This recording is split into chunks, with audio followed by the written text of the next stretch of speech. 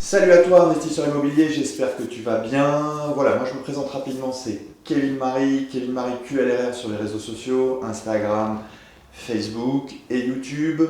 Pour me présenter rapidement, moi je suis parti de rien il y a maintenant 5 ans. Quand je dis parti de rien, c'est-à-dire que je n'avais pas de connaissances dans l'immobilier, j'avais pas de parents banquiers, moi-même je j'avais pas eu une formation avant d'un gestionnaire de patrimoine, d'agent, quoi que ce soit. Je faisais du sport et de la médecine. Donc si j'ai pu le faire, vous pouvez le faire. Donc actuellement, je suis à la tête d'un patrimoine immobilier net d'à peu près d'un petit peu moins d'1 500 000 euros. J'ai investi en 5 ans dans une quinzaine d'investissements et je suis actuellement à la tête d'un club d'investisseurs.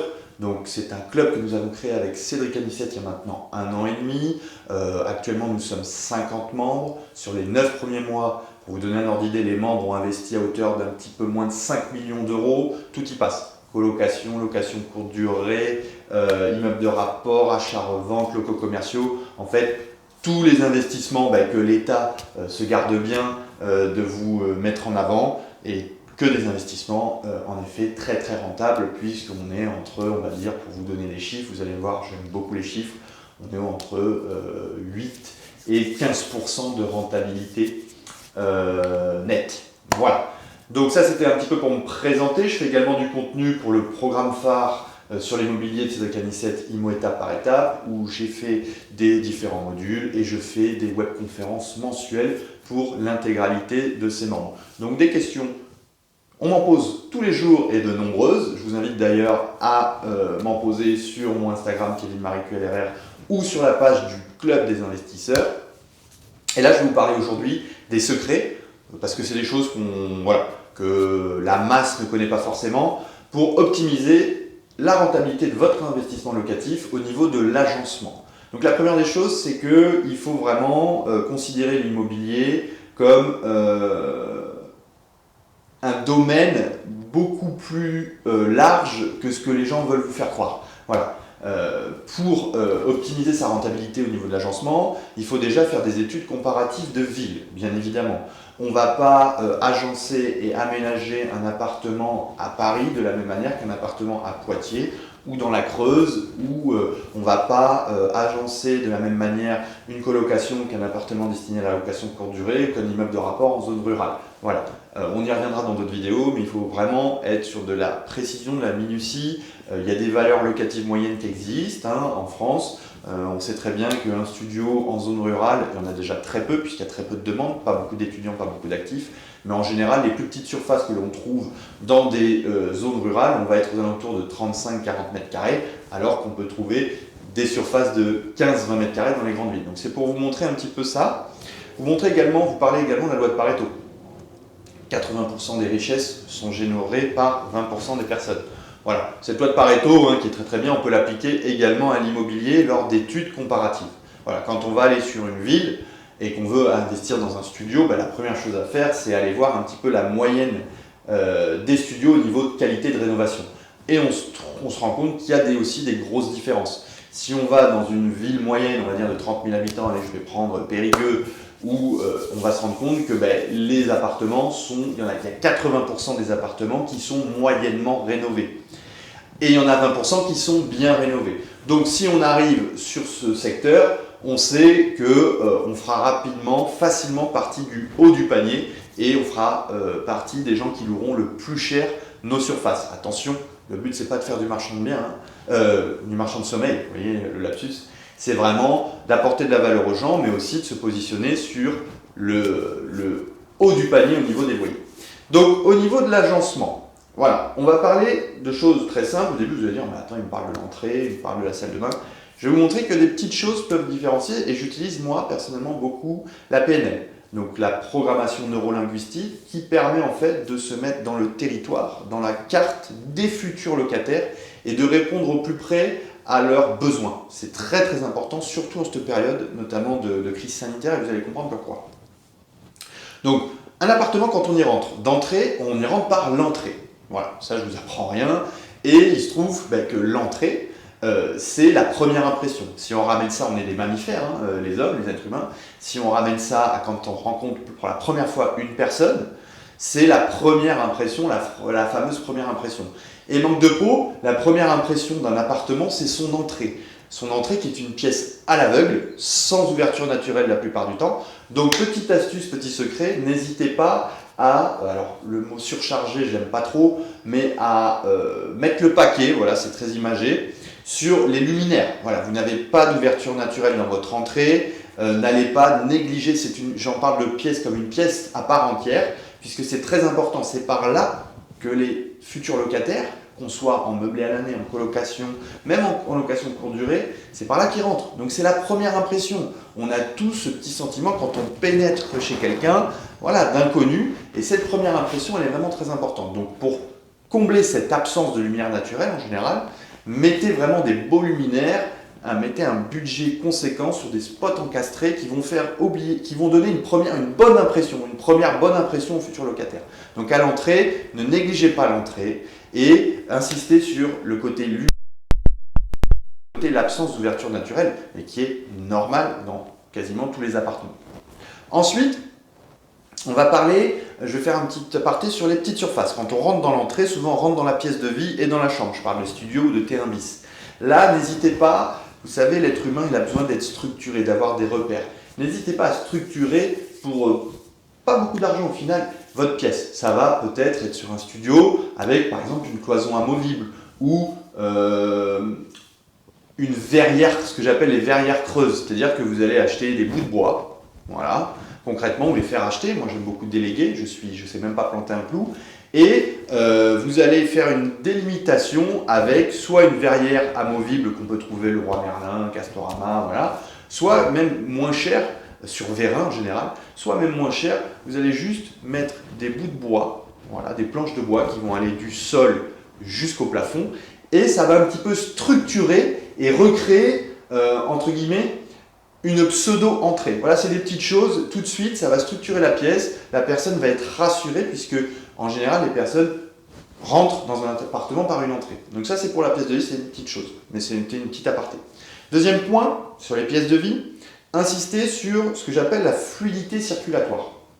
Alors là, vous allez me dire, qu'est-ce qu'il me dit?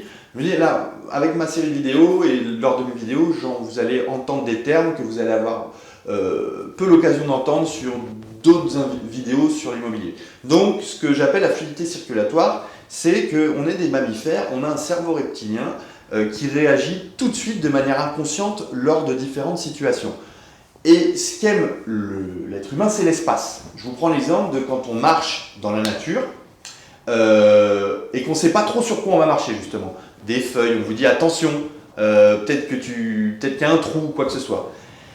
On rentre sur ce même schéma au niveau neurologique. Alors, je ne vais pas vous faire de la neurologie, mais voilà, l'être humain a besoin de fluidité circulatoire, de voir, en tout cas de manière inconsciente, qui va pouvoir circuler le mieux possible dans son futur logement. Donc, c'est important de ne pas agencer de manière trop lourde des biens, parce qu'il y a un peu une mode qui dit plus tu vas en mettre, plus tu vas louer cher. Non, il faut que la personne, inconsciemment, elle arrive dans un nouveau lieu, peut-être qu'elle est en situation un petit peu... pas précaire, c'est pas le mot, mais elle sort de sa zone de confort. Il faut qu'elle puisse inconsciemment, tout de suite, qu'elle puisse se projeter pour potentiellement accueillir des gens. Voilà, faire un apéritif,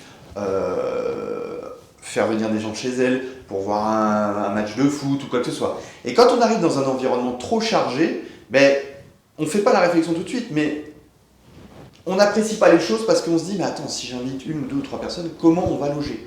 Enfin, comment on va faire?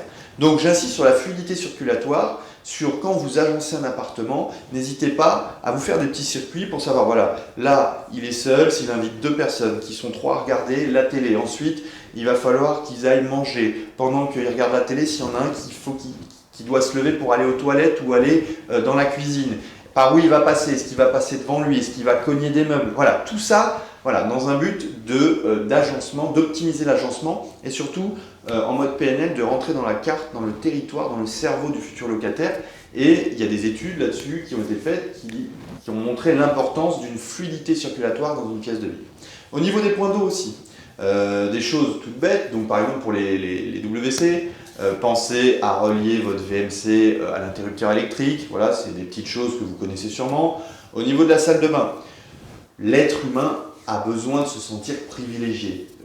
tous les êtres humains, c'est Freud qui le disait, on a besoin d'être important, de se sentir privilégié. Donc, allez, en pensant à Pareto, en pensant à ce que vous avez vu au niveau de la concurrence de rénovation dans la ville en question, pensez à proposer des choses, qui plus est dans cette période de Covid où le côté hygiénique, sanitaire est important.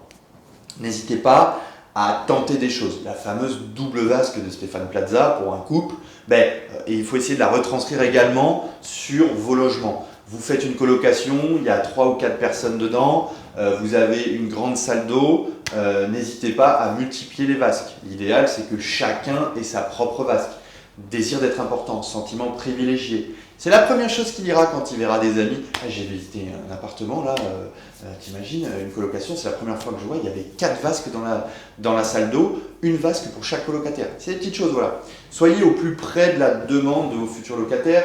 Même chose pour les petits placards privatifs dans les salles de bain. N'hésitez pas, même si ça, là pour le coup ça charge un peu la pièce, à en proposer un. Ils s'en serviront peut-être pas, mais ils auront ce sentiment d'être privilégiés. J'ai mon petit placard personnel dans ma salle d'eau, dans notre salle d'eau, pardon. Autre chose, et n'hésitez pas à innover. Voilà, en ce moment, souvent je vois dans beaucoup de colocations, dans beaucoup d'appartements, dans des douches à l'italienne ou des bacs à douche, des petits supports métalliques qu'on a vissés dans la faïence de salle de bain pour poser les savons. Anticipez les choses, n'hésitez pas à faire des niches éclairées. Enfin des niches, parce qu'éclairé ça va être compliqué avec l'eau, pardon. Mais voilà, des petites choses qui sortent de l'ordinaire tout de suite pour être sur le haut du panier au niveau de la concurrence et pouvoir se démarquer et donc louer plus cher. Autre chose dans les chambres. Voilà. Les chambres, pensez, on raisonne trop à mon goût en mètres carrés. Il faut aussi se servir du volume, c'est-à-dire de la hauteur sous plafond. Vous voyez ici, je n'en ai pas beaucoup dans mon bureau, mais quand on a rapidement plus de 2,50 m, 2,60 m dans un appartement, n'hésitez pas à agencer et à meubler votre appartement en tirant bénéfice de tout l'espace que vous avez. Voilà, vous êtes sur une petite chambre de 9 mètres carrés, souvent qu'est-ce qu'on se dit? Chambre de 9 mètres carrés, il faut mettre un lit, un bureau, un placard. J'extrapole, mais c'est un petit peu ça. Si vous n'avez pas la place, vous êtes sur une petite chambre de 9 mètres carrés, je vous rappelle, logement décent, chambre 9 mètres carrés minimum, sinon on parle de coin nuit. Donc, si vous avez de la hauteur sous plafond, pourquoi pas mettre des étagères en hauteur avec des rideaux qui vont remplacer l'absence de place pour un futur placard. Vous voyez, pensez vraiment à vous servir de tout l'espace que vous avez. Même chose notamment pour les logements à destination des étudiants ou des jeunes actifs. Au niveau de la connectique, n'hésitez pas à sortir du lot et en proposant au niveau des prises, une prise une prise USB, pardon, une prise électrique, plusieurs prises USB, pourquoi pas, une prise RG, enfin voilà. Il faut que le futur locataire, quand il rentre, il fera tout de suite, il verra, ah t'as vu, là c'est sympa, relié au bureau directement, on a des ports USB, on a des ports HDMI, ça coûte un petit peu cher, mais il s'en servira peut-être pas beaucoup dans l'année. Mais c'est cette petite différence qui va faire accepter au futur locataire que vous louez plus cher que la concurrence. Voilà, c'était lors de cette petite vidéo, un petit peu des petits tips pour optimiser la rentabilité d'un investissement, mais c'était surtout pour vous faire comprendre que l'immobilier, pour réussir dans l'immobilier, il faut vraiment avoir un mindset d'entrepreneur et il faut vraiment toujours raisonner en apport de valeur. Voilà, on n'est pas des marchands de sommeil, on est vraiment sur de l'apport de valeur et si vous apportez plus de valeur que la concurrence, logiquement, en fonction bien sûr de la ville où vous êtes, vous louerez plus cher que la concurrence et donc vous allez optimiser la rentabilité de votre investissement. Voilà, j'espère que ça vous a plu cette petite vidéo, je vous retrouve pour la suite, à très vite, à bientôt.